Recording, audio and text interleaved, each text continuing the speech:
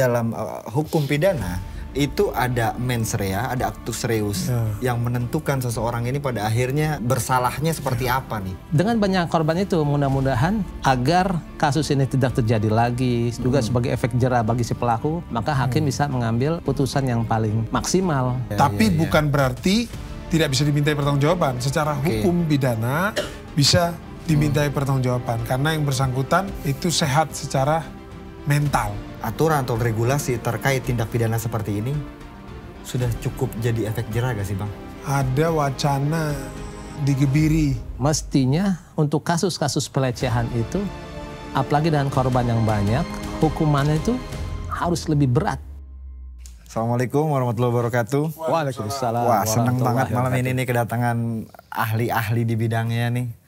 Ada Bang Daniel, ada Bang Muhammad. Jadi malam ini Bang Daniel, Bang Muhammad, kita mau diskusi sedikit nih terkait yang lagi viral nih. Perkara pelecehan dan pemerkosaan yang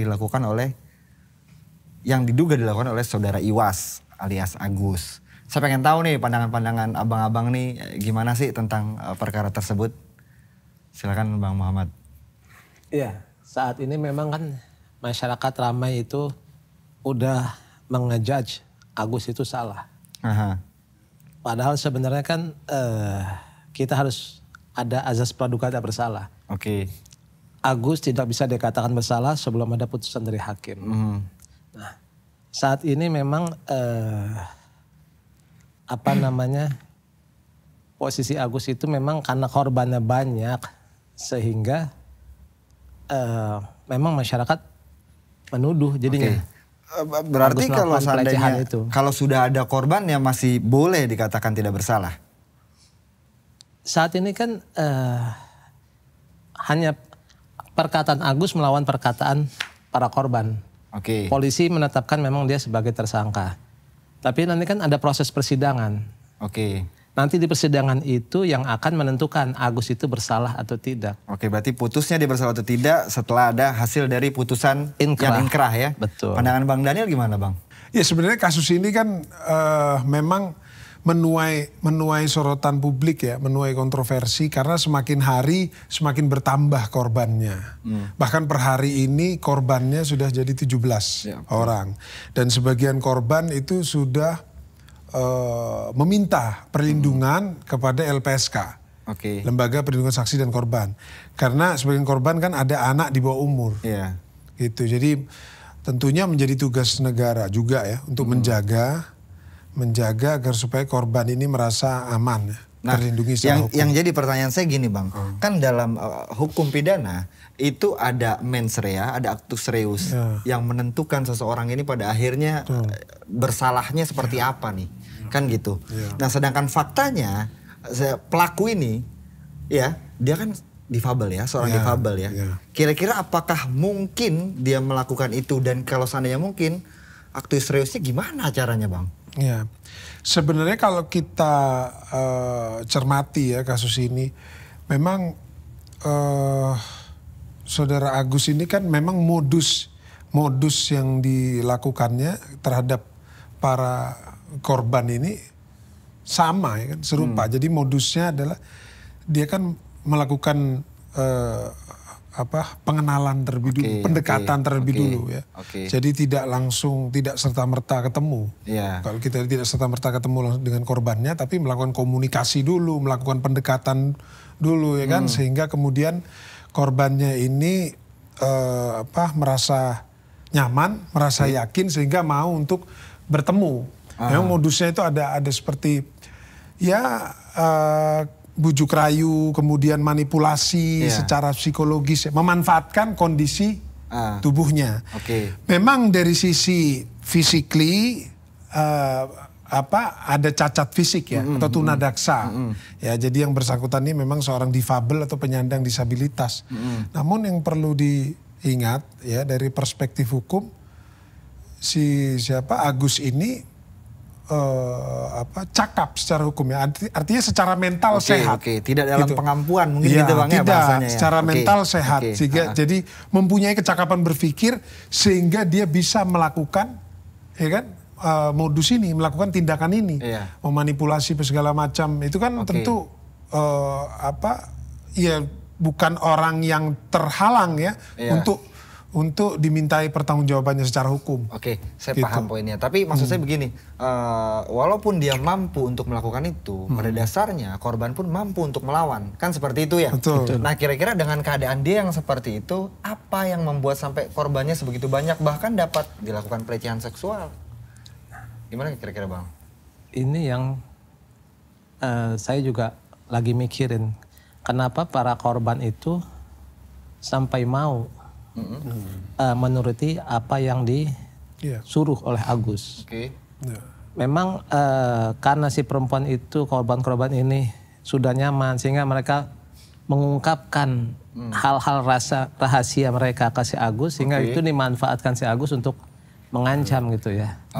Jadi memang rasa malu mereka itu yang akan dibongkar. Berarti ada ancaman di dalamnya. Tentu. Ada ancaman. Ada aib yang dipegang sama Agus tersebut. Ya paksaannya harus melakukan ini. Kalau nggak melakukan ini dibongkar kan. Mungkin kayak gitu ya. Aibnya akan dibongkar. Artinya korban sudah mengalami under pressure terlebih dulu. Jadi ada upaya intimidasi. Ya itu caranya dilakukan oleh Agus. Dia dijerat pasal 6. Pasal 6C. Iya, Undang-Undang 12 2022. Oke, TPKS ya Bang ya. Tentang tindak pidana unsurnya masuk tuh Bang ya. Ya, Pandangan Bang gimana, masuk Bang unsurnya ya? Masuk, unsurnya masuk karena kan dengan serangkaian bujuk rayu, ya kan, tipu muslihat, dia melakukan upaya kekerasan seksual terhadap para korbannya. Kan dia modus dia berupaya menggerakkan, kan begitu, menggerakkan supaya korban itu mau. Nah dengan modus tadi awalnya ya kan, menggali informasi yang diketahui dari korban, kemudian mendapatkan rahasia korban, sehingga kemudian ketika korban melakukan perlawanan itu korban sudah tidak bisa lagi menolak begitu ya. Jadi perlawanannya tidak bisa optimal karena sudah ada ancaman ya kan dari si Agus bahwa apabila korban menolak ajakan Agus, permintaan Agus, maka akan diungkap atau dibongkar rahasianya gitu. Itu yang redaksinya di pasal 6 huruf C itu yang memanfaatkan kerentanan, mungkin itu maksudnya Bang ya. Begitu ya Bang Muhammad ya? Betul. Nah, kemudian kan setelah setelah dia diperiksa sampai dia ditetapkan jadi tersangka Bang. Kan kalau menurut KUHP itu kan saya lupa pasal berapa itu, tapi ada di KUHP pasal 21 ayat 4 itu kalau di atas 5 tahun kan dia harusnya ditahan ya. Betul. Statusnya dia ditahan nih sekarang nih. Ditahan. Tapi di rumah. Betul. Pandangan Abang Muhammad gimana kira-kira Bang? Iya, saat ini memang karena Agus itu penyandang disabilitas, kalau dia di penjara itu tidak memungkinkan karena fasilitas yang ada saat ini tidak memungkinkan untuk disabilitas. Seperti contoh kan Agus itu baju mesti dipakein, celana mesti dipakein. Kalau dia mesti buang air itu saat ini dibantu sama ibunya. Nah kalau dia di penjara tuh siapa yang mau bantu? Jadi sangat bagus polisi punya kebijakan dia jadi tahanan rumah. Itu saat ini. Itu berarti kan kalau dengan pertimbangan apa yang ada pada diri Agus ya. Tapi kan pertimbangan hukumnya tentu biasanya pasal tersebut mengatakan tujuannya ditahan supaya tidak menghilangkan alat bukti, tidak mengulangi tindakan yang sama dan lain-lain. Menurut Bang Daniel gimana? Tepat gak tuh Bang? Iya, sebenarnya kita tentu mengapresiasi ya kinerja penyidik Polda NTB ya atas tindakan penahanan yang sudah dilakukan. Karena memang kasus ini satu sisi viral, yang kedua memang sudah masuk taraf meresahkan bagi masyarakat karena sudah menelan banyak korban. Betul. Jadi, tentu juga kita mengapresiasi juga, saya mengapresiasi juga bahwa korban yang memberanikan diri untuk melapor. Ini kan semakin hari semakin bertambah, tidak tertutup kemungkinan akan bertambah lagi. Terus, betul. Iya, korbannya. Jadi tentu kita mengharapkan penyidik terus memproses perkara ini dalam rangka penegakan hukum ya. Dengan tujuan supaya tidak terjadi kasus serupa di kemudian hari. Kita juga harus ingat ya, yang kita tahu ini juga menjadi atensi serius pemerintah. Bahkan Menteri Sosial itu turun langsung, turun langsung untuk meninjau khususnya terkait hak-hak Agus sebagai seorang difabel atau penyandang disabilitas. Artinya walaupun dia tersangka, tapi hak-hak dia sebagai disabilitas untuk diperhatikan ya. Itu tentu harus kita apresiasi, pasti kan kayak gitu Bang. Betul, jadi supaya hak-haknya itu terakomodir sedemikian rupa. Jadi kita tetap harus harus memposisikan sesuai pada porsinya ya, karena kan memang bukan orang dalam kondisi normal. Tapi bukan berarti tidak bisa dimintai pertanggungjawaban. Secara hukum pidana bisa dimintai pertanggungjawaban karena yang bersangkutan itu sehat secara mental. Iya. Tapi kalau dalam hukum sendiri ada treatment tersendiri atau ada aturan tersendiri gak sih Bang terkait misalkan kayak pelaku yang disabilitas atau ada dispensasinya atau bagaimana? Itu gimana sih Bang aturannya secara aturan? Iya, tentu sebenarnya ada hal-hal yang bisa meringankan, itu dilihat juga kepada perilaku. Ya, perilakunya seperti apa, apakah ada sisi yang meringankan. Sejauh ini yang kita lihat, yang masyarakat lihat, yang netizen lihat, memang belum ada faktor atau hal-hal yang meringankan. Karena ini kan termasuk tindakan atau perilaku yang amoral ya. Ini amoral gitu ya. Jadi dan ini di luar prediksi dan dugaan kita semua. Bahwa seorang difabel atau penyandang disabilitas itu bisa melakukan perbuatan atau tindakan sejauh ini dan memakan banyak korban. Ya tentu ini menjadi kontroversi dan setahu saya ini baru kasus pertama gitu ya. Biasanya difabel atau penyandang disabilitas itu korban. Tapi ini pelaku. Tentu ini yang harus kita cermati, kita atensi dan tetap harus mendapatkan perlakuan yang humanis gitu ya. Dan manusiawi sebagaimana mestinya. Sejauh ini penyidik sudah melakukan pihak Polda NTB sudah melakukan tindakan yang humanis lah ya, untuk memenuhi hak-hak si Agus meskipun sebagai tersangka tapi tetap diakomodir hak-haknya gitu. Makanya dilakukan penahanan rumah karena terbatasnya fasilitas di kepolisian untuk penyandang disabilitas. Gitu. Bang Muhammad, tadi kan Bang Daniel bilang kalau ini sampai sekarang belum ditemukan hal-hal yang dapat meringankan hukumannya. Kan gitu kan. Tapi per hari ini jumlah korbannya sudah sampai 17. Betul. Kan gitu. Apakah jumlah korban itu jadi pemberat hukumannya Bang Muhammad? Kalau kita ngelihat sistem di kita itu otomatis memang bisa membuat hakim dalam menilai kasus ini bisa menjadi pemberat. Tapi jumlah hukumannya kalau kita ngelihat di pasal 6C itu adalah maksimal 12 tahun. 12 tahun. Jadi tidak akan mungkin bisa lebih dari 12 tahun maksimal. Tidak akan bisa lebih dari 12 tahun. Kecuali hakim dengan pandangannya kita nggak tahu ya. Tapi paling lama itu 12 tahun di pasal 6C itu disebutkan. Kalau kita korelasikan dengan pasal 65 KUHP tentang pemberatan Bang, yang dengan tambahan sepertiga dari masa maksimal, hukuman maksimal, kira-kira gimana tuh? Relevan nggak? Karena kan korbannya banyak nih. Masa orang melakukan pelecehan satu dengan 12, 17, 15 sama kan gimana? Masalahnya gini kan, itu kan konkursus realis ya. Itu harus ada tindak pidana, gabungan tindak pidana. Biasa penambahan itu. Jadi dia melakukan beberapa tindak pidana, tapi kan ini hanya melakukan satu tindak pidana. Satu tindak pidana dengan banyak korban. Dengan banyak korban. Nah, dengan banyak korban itu mudah-mudahan menjadi bahan pertimbangan hakim dalam mengambil putusan agar kasus ini tidak terjadi lagi, juga sebagai efek jera bagi si pelaku, maka hakim bisa mengambil putusan yang paling maksimal. Gitu. Nah, putusan maksimal itulah yang diharapkan karena korbannya begitu banyak. Tapi untuk ada tambahan, sepertinya itu kebijakan hakim dalam mengambil keputusan. Karena kan hakim punya pandangan-pandangan dalam mengambil keputusan gitu loh.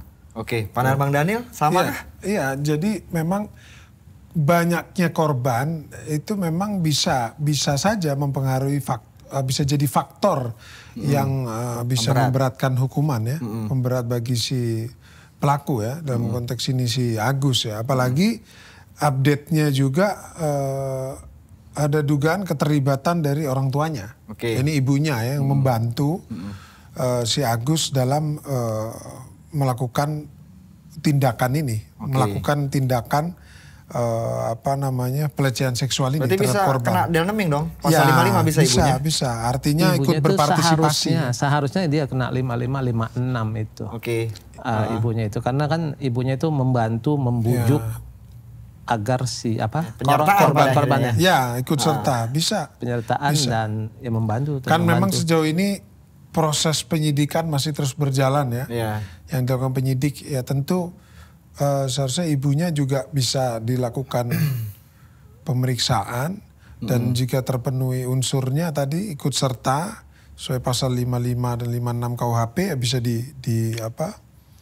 diproses juga. Oke. Gitu. Bang, kita geser sedikit ke coba kita kritisi masalah aturan yang sudah ada. Menurut abang-abang nih aturan atau regulasi terkait tindak pidana seperti ini sudah cukup jadi efek jera gak sih Bang? Sebenarnya secara regulasi ya secara normatif sudah bagus sih. Tinggal dari pihak aparat penegak hukum ya itu lebih memaksimalkan lagi, lebih mengoptimalkan lagi terkait sanksinya. Kita juga ingat bahwa ada wacana digebiri.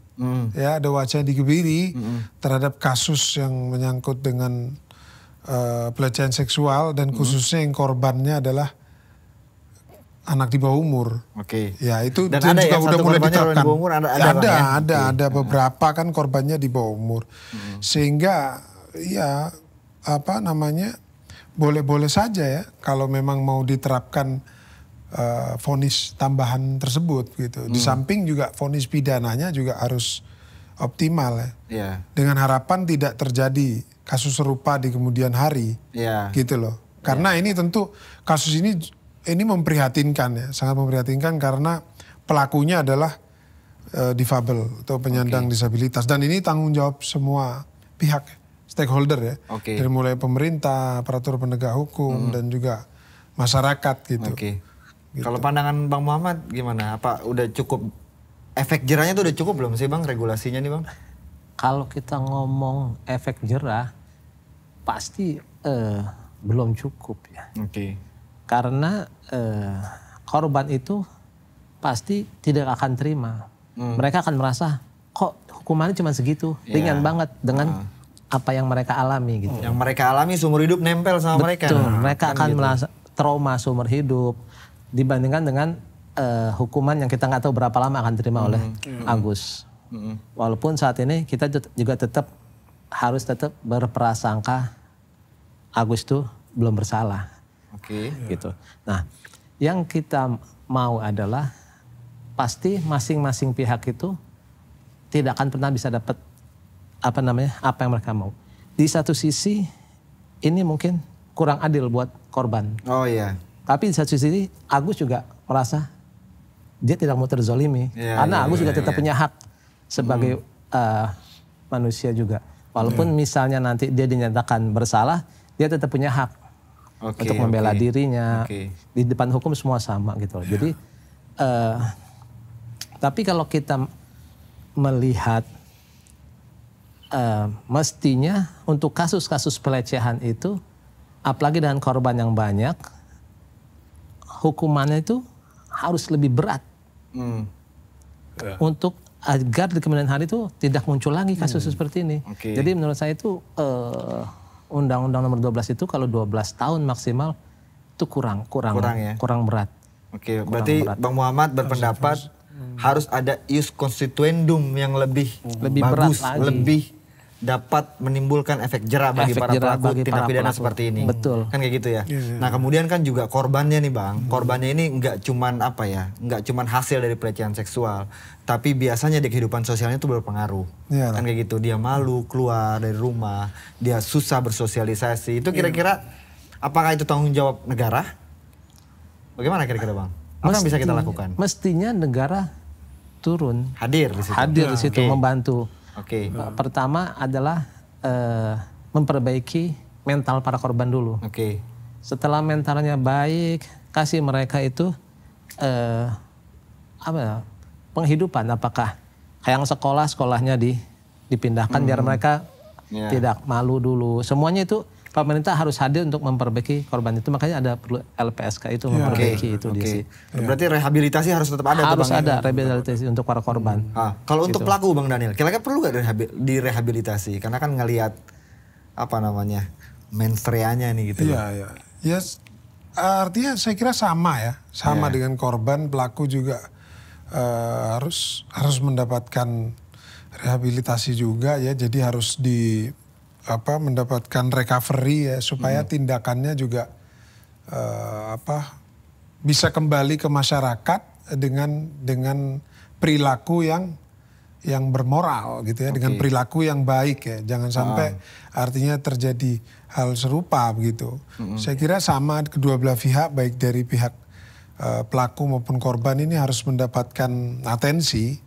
Ya, dari stakeholder, dalam konteks ini pemerintah, walaupun negara. Untuk pelaku, walaupun dia udah direhab, begitu keluar tetap aja masyarakat kan menilai itu kan lebih kepada sanksi sosial ya. Artinya kalau sanksi sosial memang terkadang lebih berat daripada sanksi hukum begitu. Dan nggak tahu kapan ujungnya kalau sanksi sosial. Apalagi kalau kita bicara korban, tentu ada banyak kerugian karena korban mengalami trauma yang mendalam. Betul. Artinya itu sulit untuk dihilangkan, dan itu kita harapkan juga artinya tugas daripada negara, salah satunya instansi LPSK ya, untuk menjaga korban-korbannya supaya tetap berani speak up ya. Kemudian tidak menutup diri, kemudian juga bisa segera pulih kondisinya baik secara fisik maupun mental. Ya. Oke. Gitu. Siap. Jadi mungkin kalau saya ingin berpendapat sedikit Bang ya. Mungkin gini ya, kan pelaku tindak pemerkosaan atau pelecehan seksual itu kan dihukumi juga dia berzina Bang, bukan korban ya, pelakunya dihukumi berzina. Ada ayat Quran bilang atiullah wa atiur rasul wa ulil amri minkum, taati Allah dan taati Rasulullah. Nah, dalam ayat Al-Quran dijelaskan bahwa jangan pernah memberikan rasa kasihan kepada pelaku. Pelecehan seksual. Jadi saya mengapresiasi Polri dan saya mendukung Polri untuk untuk memberikan hukuman seberat-beratnya bagi pelaku yang sudah tervonis salah dan juga harus mempertimbangkan masa depan korban agar lebih diperhatikan bagaimana masa depannya, sehingga ini semua jadi PR kita bersama menurut saya Bang. Nggak cuman aparatur penegak hukum, nggak cuman pemerintah, tapi juga ada peran serta masyarakat untuk merangkul mereka sebagai korban. Dan lain-lainnya. Mungkin seperti itu kali ya. Betul. Ya mungkin kayak gitu aja untuk hari ini. Terima kasih banyak. Next kita diskusi lagi untuk masalah yang lainnya Bang ya. Terima kasih. Assalamualaikum warahmatullahi wabarakatuh. Waalaikumsalam warahmatullahi wabarakatuh.